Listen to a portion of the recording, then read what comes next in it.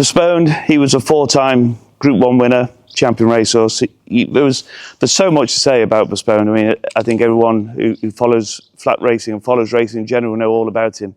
He ran 20 times, he won 9 times, and he was placed 7 times. Phenomenal record.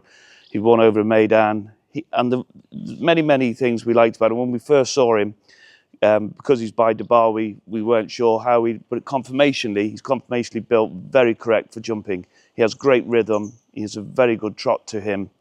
And when I spoke to Luca Kamani, who trained him in his first part of his career, he said he was one of the best horses he trained, but he said he's definitely the best horse to have the constitution. He never left a note. He went back to his box, he ate and he slept, and his appetite for work every single day, he just came out and he worked and worked and worked. And they're all good attributes to have for when you're looking for a stallion, especially for national hunts.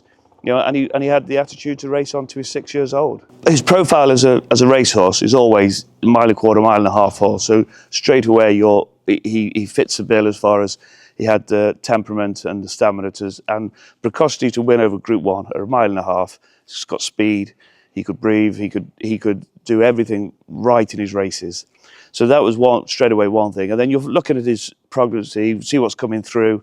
He was never going to get 2-year-olds. So the way the fashion is the flat, played into our field because he wasn't going to get many 2-year-olds. He does get 2-year-old winners, but he didn't win a graded race as a 2-year-old himself. Later in his career, as he matured, he became a very good racehorse. His stock, he has multiple graded winners on the flat, but he started when his first 3-year-olds came about.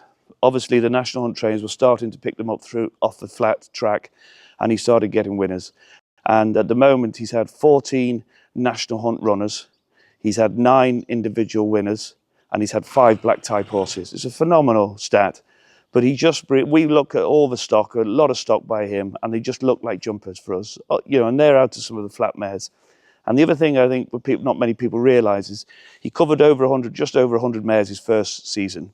His second season, he got injured at stud, and he only had 25 foals on the ground. So that handicapped him as far as with the flat. And then he covered another 2 years, another 2 crops of covers, around about 100 again. So he's still got a lot more to come and run. You know, every week he's getting winners on the flat, and hopefully those will come on through onto the jumping game and go on and win over hurdles as juvenile. He obviously has, when you watch his races of his stock, they run, they get the head down, and they run to the line, which is always a great thing to see. Yeah, it's been fantastic. He's covered just short. I think he's covered about 96 or 7 mares, which is brilliant.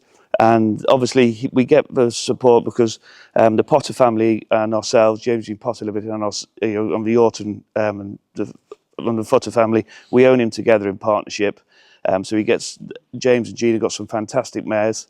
He's going to get the support of them. He gets the support of the Yorton mares, and we've had lots of our loyal breeders that have come back to our judgment.